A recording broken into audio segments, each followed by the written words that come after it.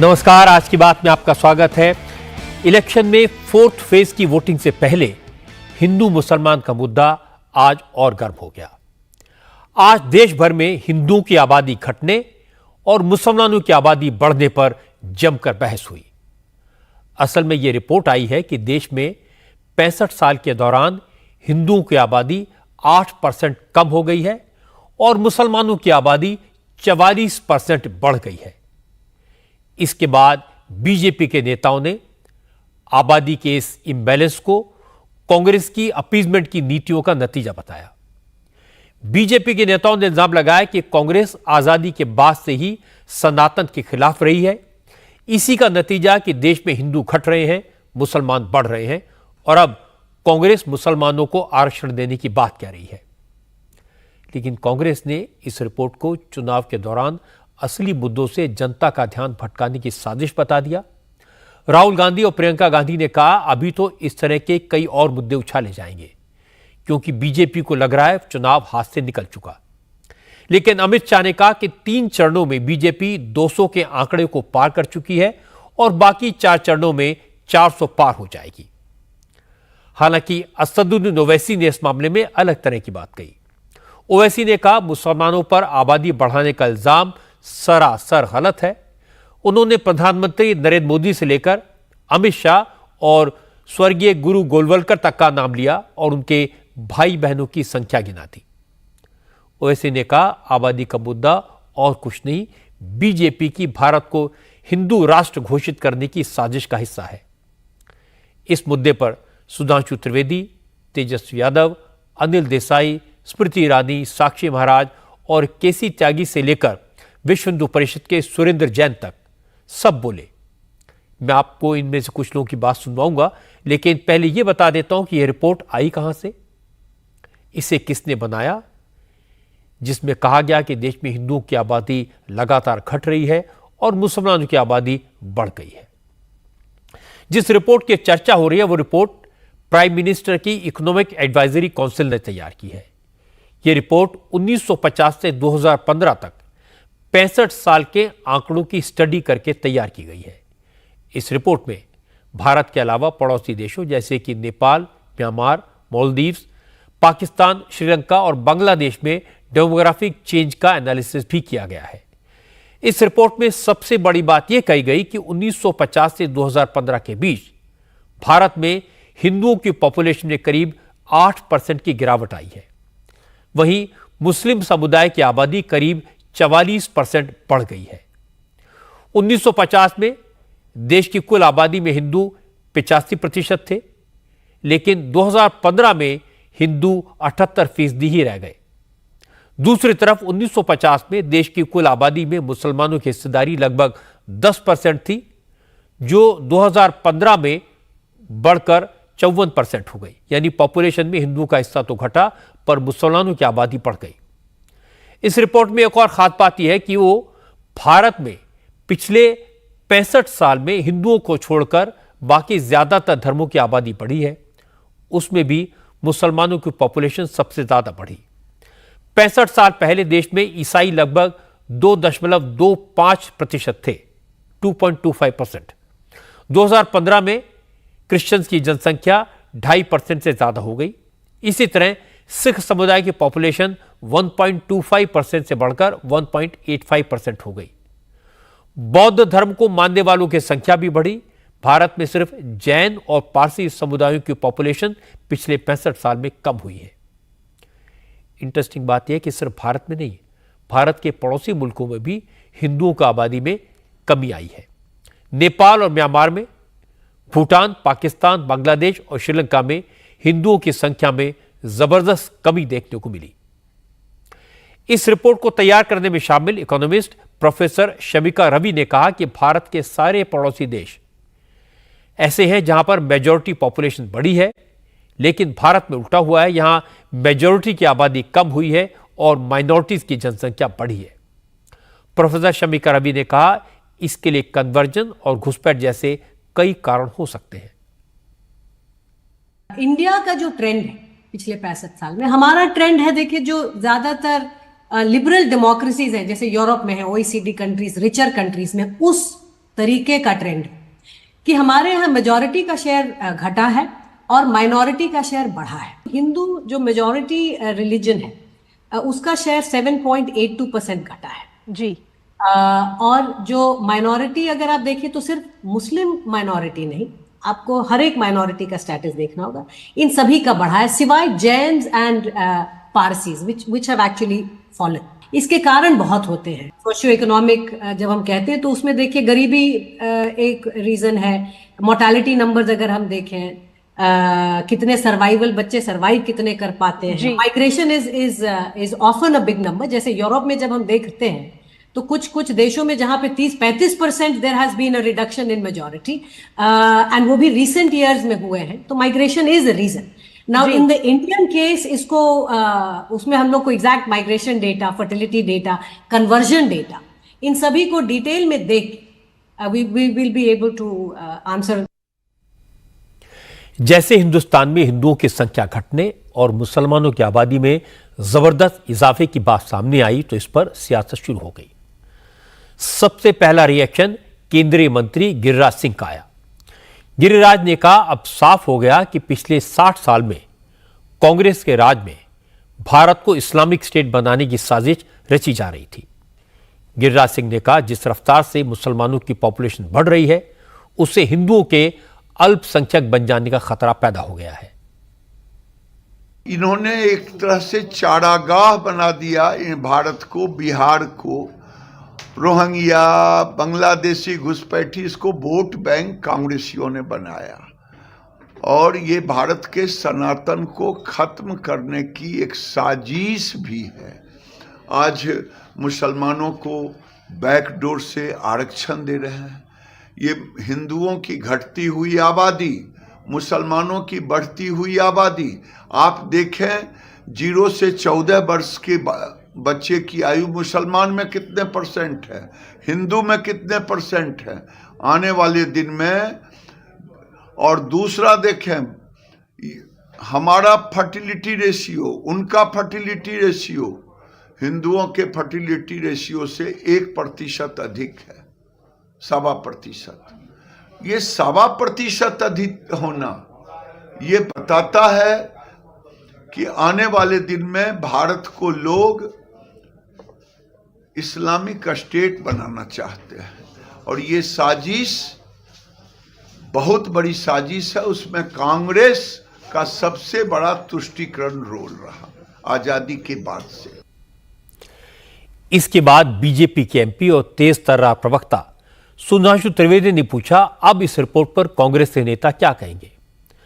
सुधांशु त्रिवेदी ने कहा न तो ये रिपोर्ट बीजेपी ने तैयार की है, न बीजेपी ने यह कहा कि मुसलमानों को आरक्षण देंगे। सुधांशु त्रिवेदी ने कहा रिपोर्ट में जो सामने आया वो सच्चाई है और इसकी एक ही वजह है तुष्टीकरण, अपीजमेंट। कांग्रेस के तुष्टीकरण वाले सेक्युलरिज्म ने ऐसे हालात बनाए हैं जिनकी वजह से मुसलमानों की पॉपुलेशन बढ़ती जा रही है और हिंदुओं की संख्या घट रही है। आंकड़ों में तर्क की गुंजाइश नहीं रहती। अगर हिंदू पॉपुलेशन 88% थी, आज 79.8% है और मुस्लिम पॉपुलेशन 9.5 थी, आज 14.5 है, तो इसमें किंतु परंतु की गुंजाइश नहीं। सिर्फ फर्टिलिटी रेट से तो बाकी सब जातियां बढ़ेंगी, मगर मुस्लिम फर्टिलिटी रेट से भी बढ़ेंगे, कन्वर्जन से भी बढ़ेंगे, इन्फिल्ट्रेशन से भी बढ़ेंगे, क्योंकि इस पे आपको सेकुलर संरक्षण प्राप्त है। इसलिए जब 3 तरीके से बढ़ेंगे। अन्यथा मैं पूछना चाहता हूं अगर फर्टिलिटी रेट कम थी तो धुबरी बरपेटा में 35% कैसे हो गए भाई? 2 दशक के अंदर 8% से 35%। कौन सी फर्टिलिटी रेट कम थी भाई? ये आंकड़ा हमेशा से पब्लिक डोमेन में है। कब से? 2012-13 से। हमारी सरकार आने से पहले पब्लिक डोमेन में। तो देखना है तो बहुत स्पष्ट रूप से देखिए कि यदि जनसंख्या इस रफ्तार से बढ़ी और कांग्रेस कहती है कि मुस्लिमों को जनसंख्या के आधार पर हम आरक्षण देंगे और पूरा का पूरा देंगे, जो लालू यादव जी ने कहा था, तो अब ये पूरा का पूरा आरक्षण किस में से काट के देंगे? SC ST OBC में से ही तो काटेंगे। तो सवाल यह है कि इस विकरालता से बढ़ती जनसंख्या के द्वारा उतनी ही प्रबलता के साथ किसका आरक्षण कटेगा, यह बहुत बड़ी चुनौती है।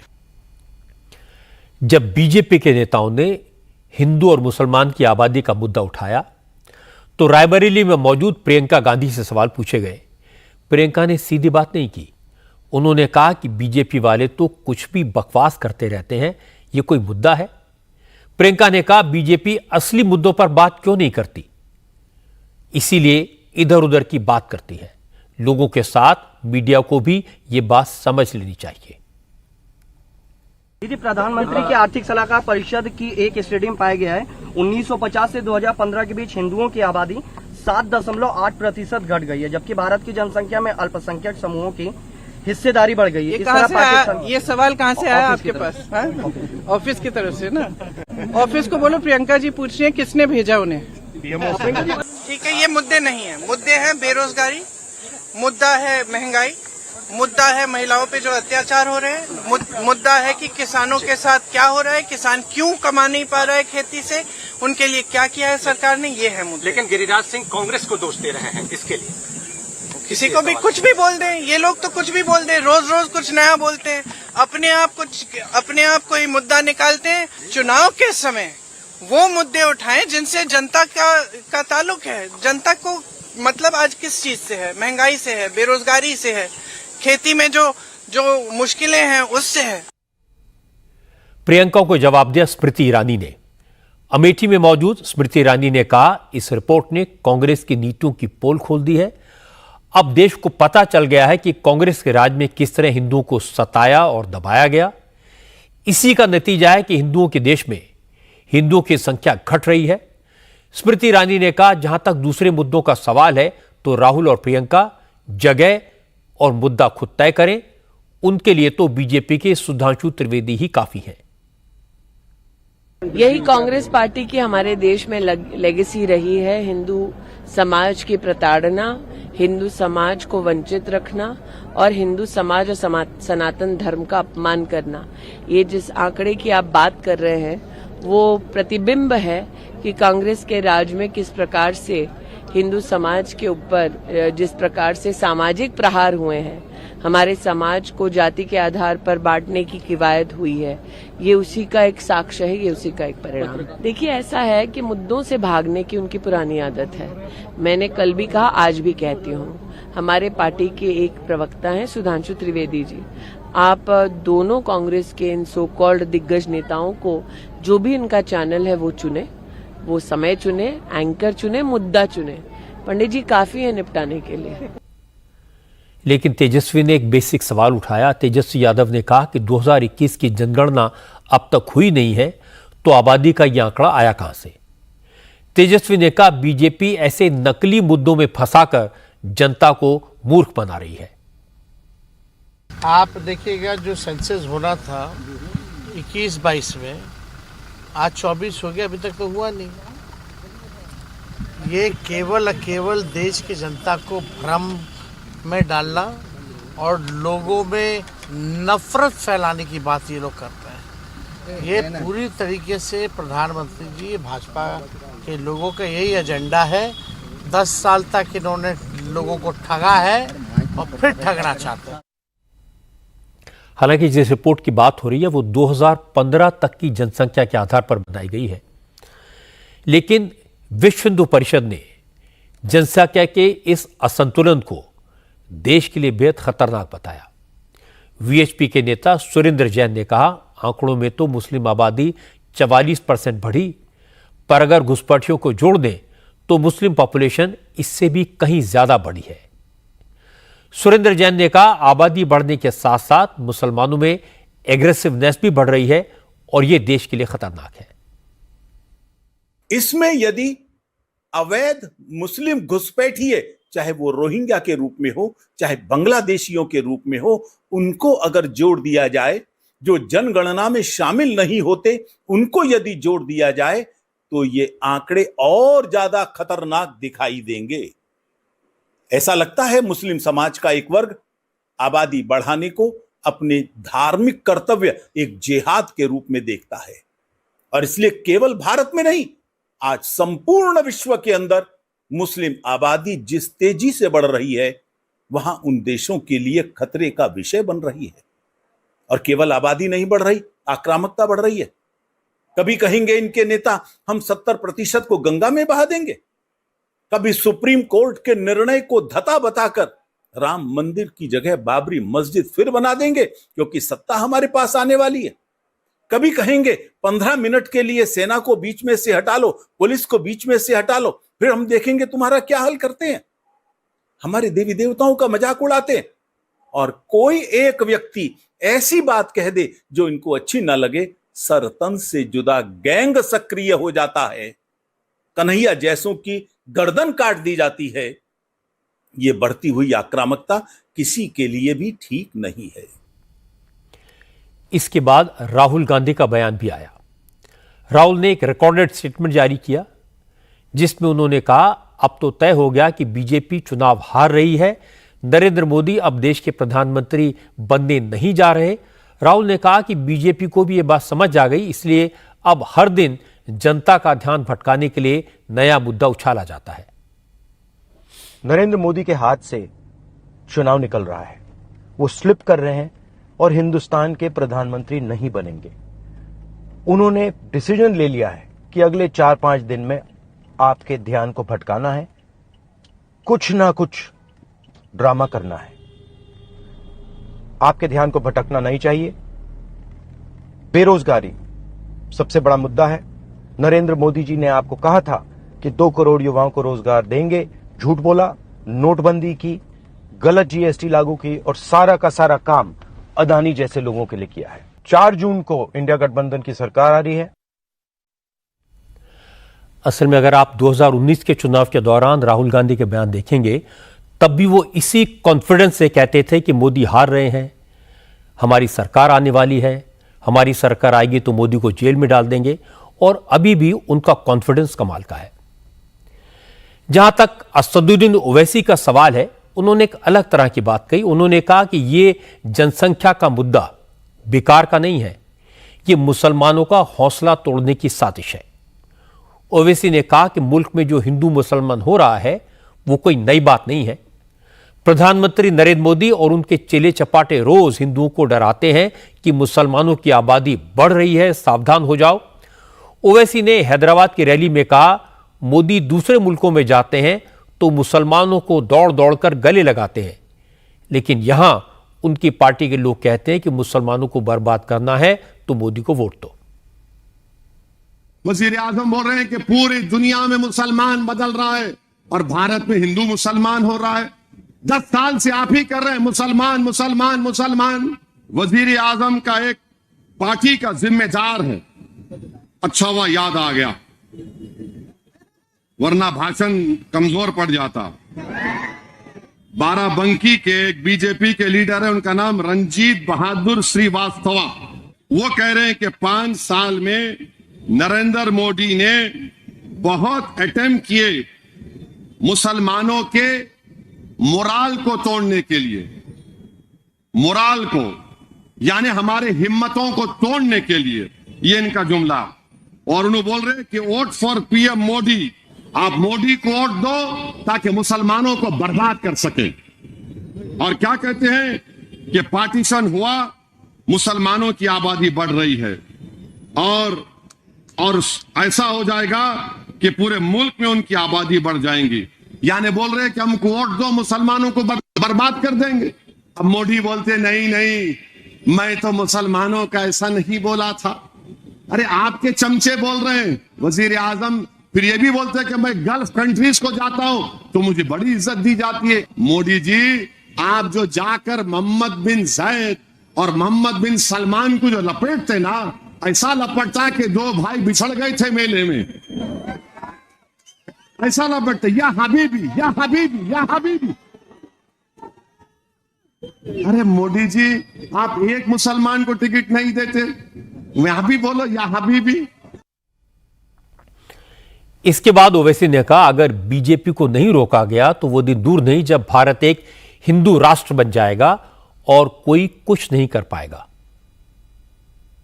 एक वक्त वजीर आजम अपने भाषण में तकरीर में बोल दिए कि भारत के अल्पसंख्यक समाज के मुसलमान जिस मुल्क में 17 करोड़ की आबादी हो घुसपैठी है। कोई वजीर आजम ने कह दिया कि हमारी बेटियां ज्यादा बच्चे पैदा करती हैं। वजीर आजम की जबान इस तरह से जहर फैला रही है। और कह रहे हैं कि बच्चियां ज्यादा बच्चे पैदा करते। मोदी साहब, आपके अब्बा ने 6 को पैदा किया, उसको क्या बोलेंगे? अमित शाह के अब्बा ने 6 बेटियों को पैदा किया, उसको क्या बोलेंगे? गोलवालकर के अब्बा ने 11 को पैदा किया, उसको क्या बोलेंगे? आपको ये नजर नहीं आता? मोदी की हुकूमत का आदाद शुमार डेटा कहता है कि मुस्लिम खवातीन का TFR रेट गिरा है, यकीनन गिरा है, मगर मोदी हमारे हिंदू भाइयों को पैगाम दे रहे, भाइयों बहनों डरो, मुसलमान बहुत बच्चे पैदा कर रहे, वरना तुम्हारी हमारी इनकी आबादी बढ़ जाएंगी। और याद रखिए, अगर वोट नहीं डालेंगे तो फिर आप रास्ता हमवार कर रहे हैं बीजेपी के लिए कि इस मुल्क को एक मुकम्मल हिंदू राष्ट्र बना दिया जाए। चूंकि चुनाव का वक्त है, इसलिए पॉपुलेशन इम्बैलेंस की इस रिपोर्ट के फैक्ट्स पर बात होने के बजाय सियासी बयानबाजी जमकर हो रही है और इसका असर चुनाव में होगा। लेकिन ये मुद्दा वाकई में गंभीर है। भारत जैसे डाइवर्सिटी वाले मुल्क में, जहां हिंदू, मुसलमान, सिख, ईसाई, बौद्ध, जैन, पारसी और दूसरे समुदाय मिलजुल कर रहते हैं, मिलीजुली आबादी है, वहां जनसंख्या का इम्बैलेंस होने से बहुत सारी प्रॉब्लम्स पैदा होती हैं। समाज का ताना बाना टूटता है, रिसोर्सेज पर कब्जे की लड़ाई शुरू होती है और इस तरह की प्रॉब्लम्स उन इलाकों में ज्यादा देखी गई जहां आबादी का अनुपात बिगड़ गया। असम और केरल इसके सबसे बड़े एग्जाम्पल हैं। पश्चिम बंगाल के कुछ इलाके, पूर्वी उत्तर प्रदेश, बिहार में सीमांचल का इलाका, राजस्थान और हरियाणा में नू और भरतपुर का क्षेत्र, जहां जहां पॉपुलेशन इंबैलेंस हुआ वहां से अक्सर लड़ाई, दंगे और कम्युनल टेंशन की खबरें आती हैं। और यह सिर्फ भारत की बात नहीं है, दुनिया के ऐसे कई मुल्क हैं जो इसी प्रॉब्लम से जूझ रहे हैं। इसलिए हमें भी सावधान रहने की जरूरत है। आज जिस रिपोर्ट का जिक्र हमारे देश में हो रहा है, उसी तरह के रिपोर्ट्स दुनिया के कुछ सोशल साइंटिस्ट ने जारी की हैं, जिसमें कहा गया अगर इसी रफ्तार से मुसलमानों की आबादी बढ़ती रही तो 2060 में दुनिया में मुसलमानों की आबादी क्रिश्चियन से ज्यादा हो जाएगी। अगर इसी रफ्तार से मुसलमानों की आबादी बढ़ती रही तो 2070 तक भारत दुनिया में मुसलमानों की सबसे ज्यादा आबादी वाला मुल्क बन जाएगा। क्योंकि इस तरह की कई रिपोर्ट्स आ रही हैं और कांग्रेस के नेता कह चुके हैं कि देश के संसाधनों पर पहला हक मुसलमानों का है। विरोधी दलों के नेता मुस्लिम आरक्षण का वादा कर रहे हैं। जाहिर है इस मुद्दे को चुनाव से तो जोड़ा जाएगा और बीजेपी कांग्रेस से सवाल पूछेगी। जैसे आबादी में असंतुलन होता है, वैसे वैसे उसका असर होता है और यह असर क्या होता है, इसका सबसे बड़ा उदाहरण हैदराबाद है, जहां 40 साल से ओवैसी की पार्टी का कब्जा है, लेकिन कोई चुनाव ऐसा नहीं होता जब हिंदू और मुसलमान एक दूसरे को धमकाने की बात ना करें। आज फिर ऐसा हुआ। हैदराबाद में ओवैसी के खिलाफ बीजेपी ने माधवी लता को उतारा है। माधवी लता चुनावी राजनीति में नई है, पहली बार चुनाव लड़ रही हैं, लेकिन उन्होंने ओवैसी की नाक में दम कर दिया है। बीजेपी के नेता भी माधवी लता के लिए कैंपेन करने के लिए लगातार पहुंच रहे हैं। महाराष्ट्र की बीजेपी के नेता नवनीत राणा भी माधवी लता के लिए प्रचार करने हैदराबाद पहुंची। यहां उन्होंने अकबरुद्दीन ओवैसी के बयान का हवाला देकर कहा कि छोटा ओवैसी तो हिंदुओं को धमकाने के लिए 15 मिनट के लिए पुलिस हटाने की बात कहता था, लेकिन हमारे लिए तो 15 सेकंड काफी है। नवनीत राणा ने कहा अगर 15 सेकंड के लिए पुलिस हटा ली जाए तो ओवैसी ब्रदर्स कहां जाएंगे पता तक नहीं चलेगा। वो छोटा भाई बड़ा भाई ना, छोटा और बड़ा। छोटा बोलता है कि पुलिस को 15 मिनट हटा दो, तो हम दिखाएंगे बोले कि क्या कर सकते हैं। छोटे को मेरा कहना है तेरे को 15 मिनट लगेंगे छोटे, और हमको सिर्फ 15 सेकंड लगेंगे। 15 सेकंड पुलिस को हटाया, 15 सेकंड अगर पुलिस को हटाया तो छोटे को बड़े को ये पता नहीं लगा कहां से आया और कहां को गया। सिर्फ 15 सेकंड लगेंगे हम लोगों को किसी ना इसके बाद नवनीत राणा ने कहा, ओवैसी तो अपने घर में शेर बनते हैं, हैदराबाद के अलावा कहीं और से चुनाव लड़ें तो औकात पता चल जाएगी। नवनीत राणा ने कहा कि ओवैसी हैदराबाद को पाकिस्तान बनाना चाहते हैं और अगर हैदराबाद को पाकिस्तान बनने से रोकना है तो ओवैसी को हर हाल में हराना होगा। इस बार सिर्फ मतदान होगा तो देश के हित में होगा। इस बार मतदान करना है तो हैदराबाद को पाकिस्तान बनाने से रोकने के लिए होगा। इस बार मतदान करना है तो माधवी लता को, हमारी शेरनी को इस देश के पार्लियामेंट में भेजने के लिए होगा। इस बार मतदान अगर वोटिंग करना है तो हैदराबाद के सभी हिंदुओं को जगाने के लिए होगा। 400 बार करना पड़ेगा, नहीं तो बोलेंगे राहुल बाबू को प्राइम मिनिस्टर बनाना है क्या। नवनीत राणा के बयान को असदुद्दीन ओवैसी ने प्रधानमंत्री नरेंद्र मोदी से जोड़ा। ओवैसी ने कहा कि नवनीत राणा तो वही जुबान बोल रही हैं जो मोदी बोलते हैं। बीजेपी और आरएसएस वालों को हर मुसलमान, पाकिस्तानी और घुसपैठिया नजर आता है। ओवैसी ने कहा, मोदी वजीर आजम हैं, वो नवनीत राणा को 15 सेकंड क्या 1 घंटा दे दें, फिर देखते हैं नवनीत राणा क्या कर पाती हैं। इनको जितने मुसलमान नजर आते हैं भारत में 17 करोड़, इनको यही लगता है कि ये पाकिस्तानी है। तो यही आरएसएस की आइडियोलॉजी को हमको हराना है और इनको नफरत है इन लोगों को भारत की प्लुरलिज्म से, डाइवर्सिटी से। और जो बात प्रधानमंत्री कह चुके हैं कि मुसलमान घुसपैठी है, मुस्लिम महिलाएं ज़्यादा बच्चे पैदा करते और हिंदू महिलाओं के गले से मंगलसूत्र छीनकर उनको दिया जाएगा, ये जिहादी हैं, तो यही भाषा का इस्तेमाल कर रहे हैं। मोदी जी को मैं बोल रहा हूं कि 15 सेकंड दे दीजिए, आप बिल्कुल 15 सेकंड दे दीजिए। आप क्या करेंगे? अखलाक का हाल करेंगे, जैसा मुख्तार को किया वही करेंगे, या पीलू खान या फिर अपने रकबर, बिल्कुल आप दे दीजिए। मोदी जी के पास इख्तियार है, दे दीजिए 15 सेकंड। 15 सेकंड ने बोल के 1 घंटा ले लीजिए ना। हम भी देखना चाह रहे हैं कि आप में कितनी इंसानियत अभी बाकी है या नहीं है। ओवैसी ने नवनीत राणा के बयान को भड़काऊ कहा, जान से मारने की धमकी बताया, लेकिन माधवी लता ने बड़ी चतुराई से जवाब दिया।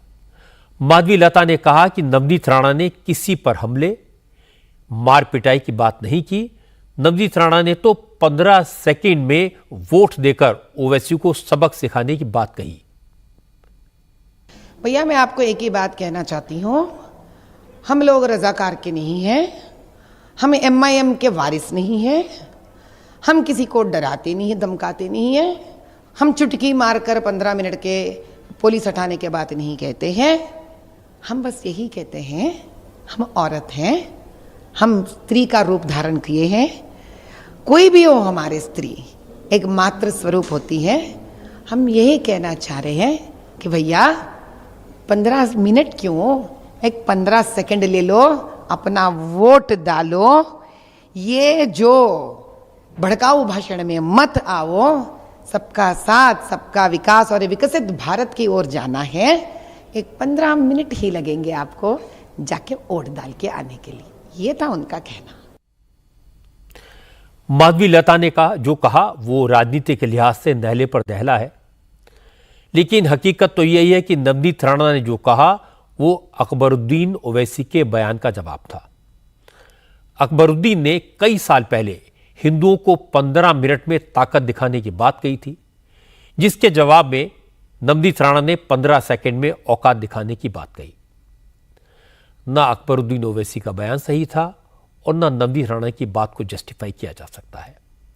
लोकतंत्र में इस तरह की भाषा के लिए कोई जगह न होनी चाहिए, न है। किसी नेता को इस तरह के भड़काऊ बयान देने से बचना चाहिए। विरोधियों पर हमले शालीनता और मर्यादा के दायरे में रहकर भी हो सकते हैं।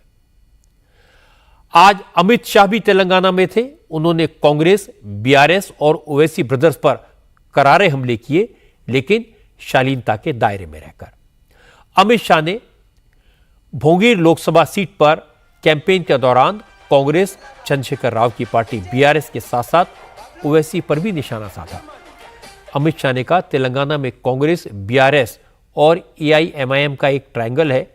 इस ट्रायंगल के एबीसी में ए का मतलब असदुद्दीन ओवैसी, बी यानी बीआरएस और सी का मतलब कांग्रेस। इस ट्रायंगल के सेंटर में है अपीसमेंट। मुझे बताओ, कांग्रेस और बीआरएस ओवैसी को रोक सकते, मजलिस को रोक सकते हैं क्या? भाइयों बहनों, ये तुष्टीकरण की जो एबीसी है ना, अपीसमेंट की एबीसी, इसका मतलब है ए से ओवैसी असदुद्दीन, बी से बीआरएस और सी से कांग्रेस पार्टी, ये तीनों एक ठेले के चट्टे पट्टे हैं। कांग्रेस, मजलिस और बीआरएस, ये तीनों अपीसमेंट का ट्रायंगल है। ये लोग रामनवमी का जुलूस नहीं निकलने देते हैं, ये लोग सीएए का विरोध करते हैं, ये लोग यहां पर सरिया के आधार पर तेलंगाना चलाना चाहते हैं। ये लोग ट्रिपल तलाक को मोदी जी ने निकाला, उसको वापिस लाना चाहते हैं। और ये लोग राम मंदिर की प्राण प्रतिष्ठा का बहिष्कार करते हैं। इसके बाद अमित शाह ने कांग्रेस पर हमला बोला। अमित शाह ने कहा, यह चुनाव वोट फॉर जिहाद और वोट फॉर विकास की लड़ाई है। मुकाबला मोदी और राहुल के बीच है, इसलिए बीजेपी की जीत तय है। अमित शाह ने कहा कि 3 फेज के बाद बीजेपी 200 सीट तक पहुंच चुकी है, अब 400 पार का टारगेट ज्यादा दूर नहीं है। ये 2024 का जो चुनाव है, ये राहुल गांधी वर्सेस नरेंद्र मोदी का चुनाव है। ये चुनाव वोट फॉर जिहाद, इसके अगेंस्ट वोट फॉर विकास का चुनाव है। ये चुनाव राहुल गांधी की चाइनीज गारंटी के खिलाफ मोदी जी की भारतीय गारंटी का चुनाव है। मैं देश भर में घूमकर आज भोंगी आया हूं। देश भर में मोदी मोदी के नारे लग रहे हैं। 3 चरण के चुनाव में हम 200 के करीब पहुंच गए हैं। अब 400 पार करने के लिए तेलंगाना ने वोट डालना है। 2019 में तेलंगाना की महान जनता ने हमें 4 सीट दी है, मगर मैं आज, सुन लो रेवंत रेड्डी, आज कहकर जाता हूं, इस बार तेलंगाना में हम 10 से ज्यादा सीटें जीतने वाले हैं। तेलंगाना का ये double digit score Modi ji को 400 पार कराने वाला है। राहुल गांधी भी आज तेलंगाना में थे। राहुल गांधी की भी मेडक और मलकाजगिरी में 2 रैलियां हुई। वैसे तो राहुल गांधी का भाषण पुराना था, मुद्दे भी पुराने थे। बेरोजगारी भत्ता, हर परिवार की एक महिला को 1 लाख रुपए का वादा, जातिगत जनगणना, राहुल ने इन सब मुद्दों पर बात की। राहुल आज भी संविधान की कॉपी लेकर पहुंचे थे। बस एक फर्क था, आज राहुल ने एक बार फिर मंच से अडानी का नाम लेकर मोदी पर हमला किया। चूंकि नरेंद्र मोदी ने कल ही कहा था कि शहजादे अब अंबानी अडानी का नाम नहीं लेते, क्या डील हो गई है ये बताना चाहिए, इसीलिए आज राहुल ने बार बार अडानी का नाम लिया। यह चुनाव 2 विचारधाराओं के बीच में है।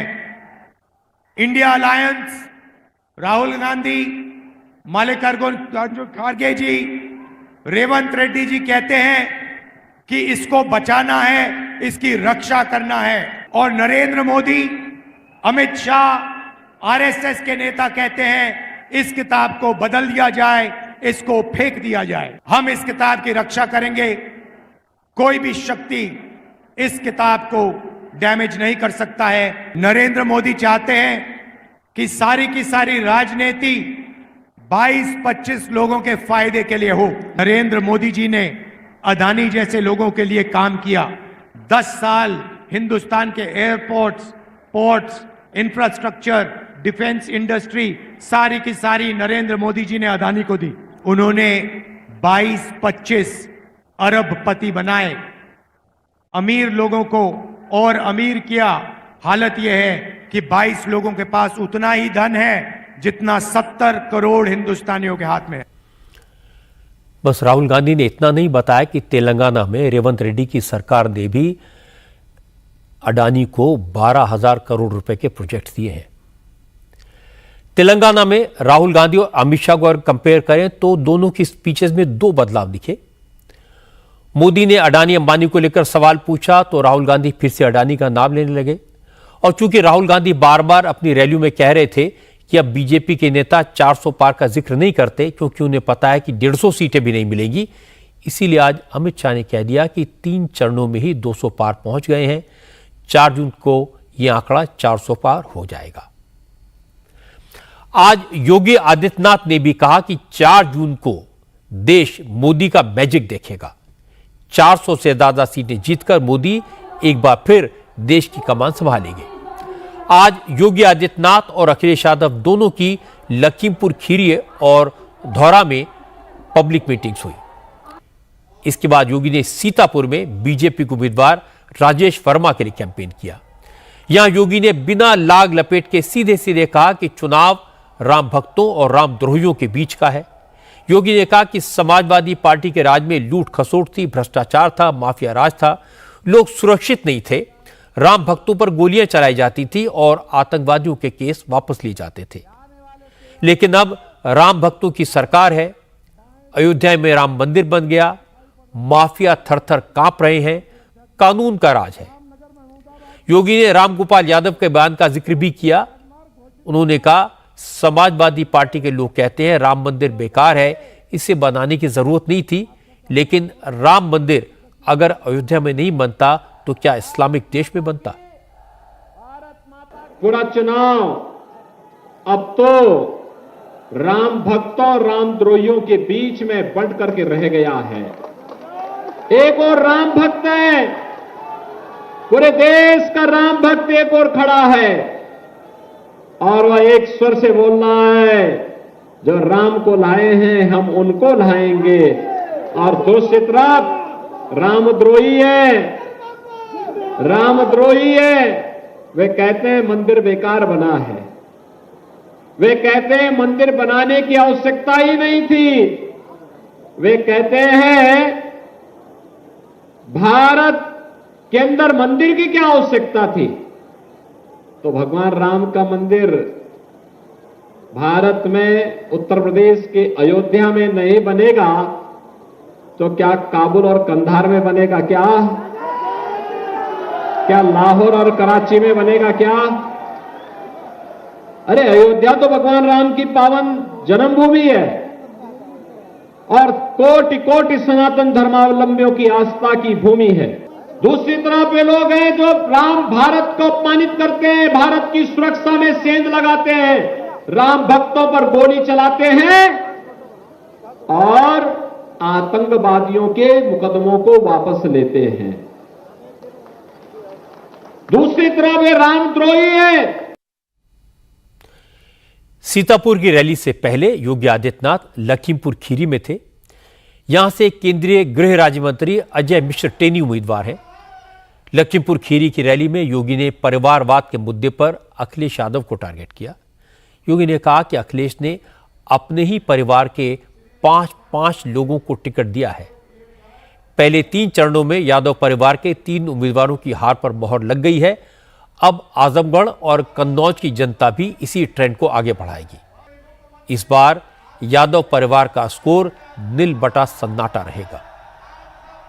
पूर्व मुख्यमंत्री स्वर्गीय कल्याण सिंह जी का पूरा जीवन प्रभु राम की आराधना में व्यतीत हुआ, संपन्न हुआ, प्रदेश के विकास के लिए उन्होंने कार्य किया। लेकिन आज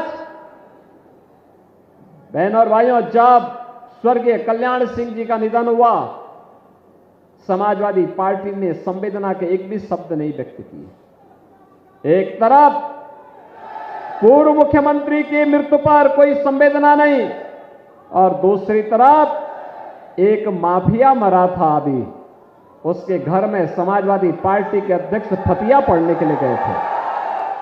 आप देख रहे होंगे एक ही परिवार चुनाव लड़ पा रहा है।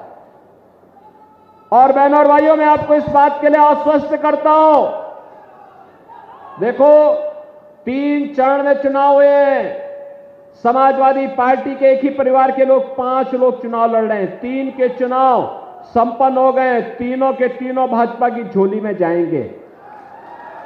चौथे चरण में कन्नौज में भी चुनाव होने जा रहा, वही भाजपा के झोली में जाएगा, और छठे चरण में आजमगढ़ में होगा, वो भी भाजपा की झोली में जाएगा।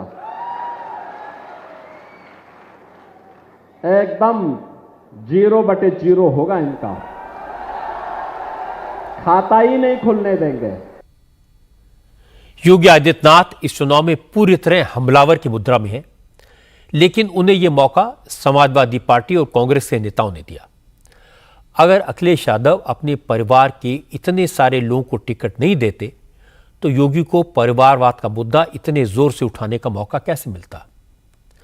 अगर रामगोपाल यादव ये न कहते कि मंदिर बेकार है तो योगी को राम भक्त और रामद्रोहियों की बात करने का मौका कैसे मिलता? अगर राहुल गांधी राम मंदिर की प्राण प्रतिष्ठा का मजाक न उड़ाते तो योगी को राम मंदिर को इतना बड़ा इशू बनाने का मौका कैसे मिलता? योगी को जब जब अवसर मिले, जिसने मौका दिया, उन्होंने इसका भरपूर इस्तेमाल किया। योगी की रैली के बाद अखिलेश यादव भी लखीमपुर खीरी पहुंचे। अखिलेश ने यहां किसानों की बात की, किसान आंदोलन के वक्त हुई घटनाओं की याद दिलाई। लखीमपुर खीरी में गाड़ी से कुचलकर 4 किसानों की मौत हुई थी। इस केस में बीजेपी के उम्मीदवार अजय मिश्रा टेनी का बेटा ही आरोपी है। क्योंकि कल अमित शाह ने खीरी की रैली में अजय मिश्रा की तारीफ की थी, उन्हें बड़ा पद देने का वादा किया था, इसलिए आज अखिलेश ने कहा किसानों पर गाड़ी चढ़ाने वाले को अमित शाह बड़ा आदमी बनाने का वादा कर रहे हैं। यूपी के मुख्यमंत्री उनके सपोर्ट में रैली कर रहे हैं। इससे यह साबित होता है कि बीजेपी किसान विरोधी है।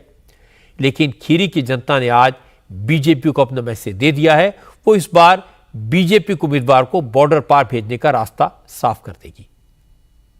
मैं अभी पंडाल के खंभों को गिन रहा था। जिसने पंडाल लगाया होगा और लगवाया होगा उसने तो खंभे गिन लिए होंगे। अगर हमारी गिनती ठीक है तो ये 25 खंभों का पंडाल लगा है, लेकिन जो दिल्ली वाले और लखनऊ वाले आए थे उनका पंडाल इससे आधा भी नहीं था। और उन्हें सुनने सरकारी लोग तो आए थे, लेकिन आम जनता केवल इतनी आई थी जितनी डी है, डी भरी होती है, बस इससे ज्यादा लोग नहीं आए। और लोग आएंगे भी क्यों सुनने?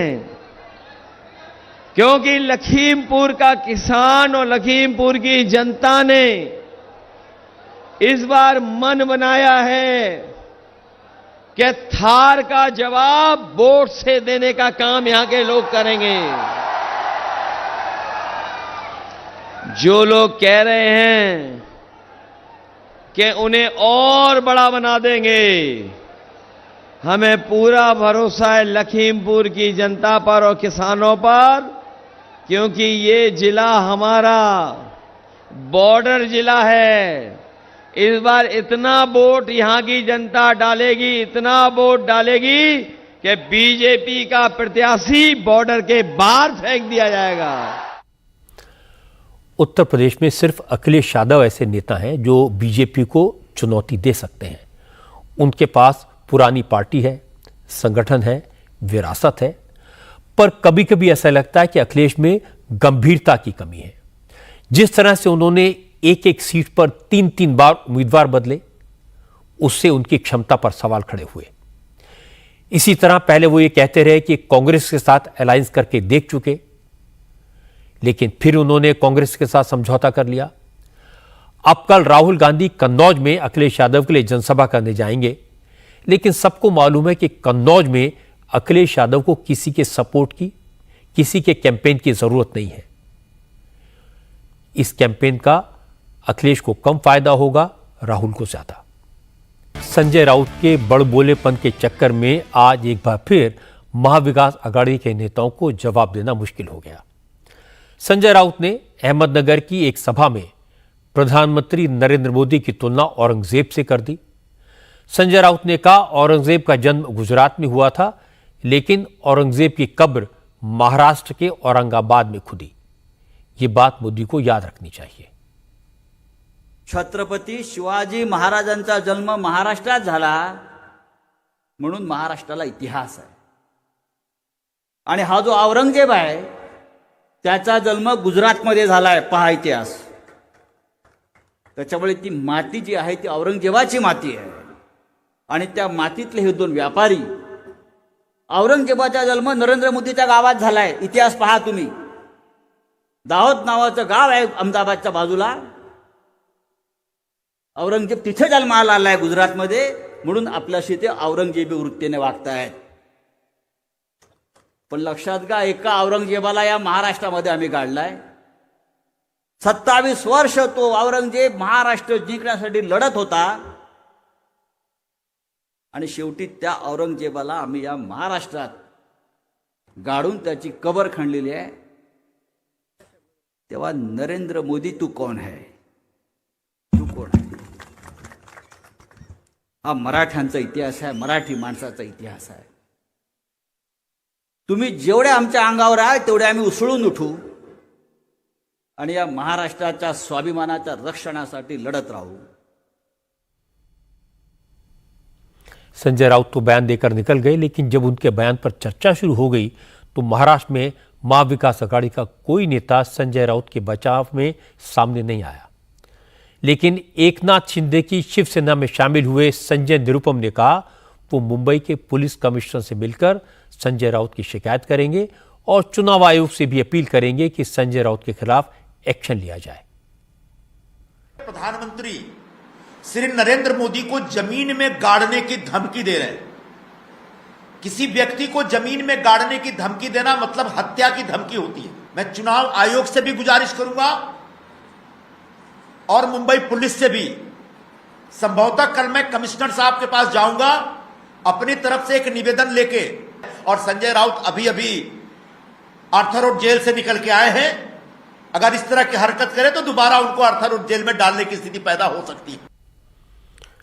संजय राउत की रेलेवेंस इसी बात से बनी हुई है कि वो कंट्रोवर्सी खड़े करने वाले बयान देते हैं। औरंगजेब को गाड़कर कब खोदने की बात कहना और इसे मोदी से जोड़ना उनके इसी कैरेक्टर के मुताबिक है। लेकिन अब जब बीजेपी के नेता औरंगजेब और बाबर का मुद्दा उठाएंगे तो संजय राउत और उनकी शिवसेना ये नहीं कह पाएगी कि बीजेपी के नेता चुनाव में हिंदू मुसलमान की बात ले आए, क्योंकि इस खेल की शुरुआत संजय राउत ने की है, खत्म बीजेपी वाले करेंगे। चार धाम की यात्रा पर जाने वालों के लिए अच्छी खबर है।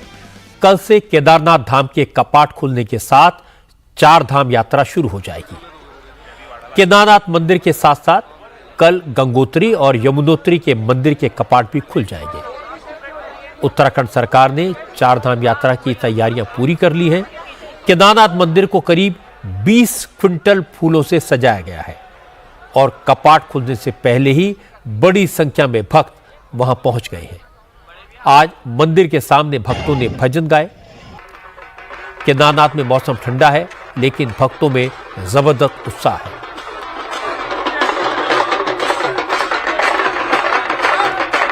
केदारनाथ और यमुनोत्री मंदिर के कपाट कल सुबह 7 बजे खोले जाएंगे, जबकि गंगोत्री मंदिर के कपाट कल दोपहर 12:20 तक खुलेंगे। केदारनाथ धाम में कपाट खुलने से पहले आज बाबा केदार की डोली मंदिर पहुंच गई। हर साल उखीमठ से बाबा केदार की पंचमुखी मूर्ति को हजारों भक्त नंगे पांव कंधे पर उठाकर केदारनाथ तक लाते हैं। जो श्रद्धालु चार धाम यात्रा पर जाने का प्लान बना रहे हैं उन्हें बता दूं कि केदारनाथ, गंगोत्री और यमुनोत्री के कपाट तो कल खुल जाएंगे, लेकिन बद्रीनाथ मंदिर के कपाट 12 मई को खुलेंगे।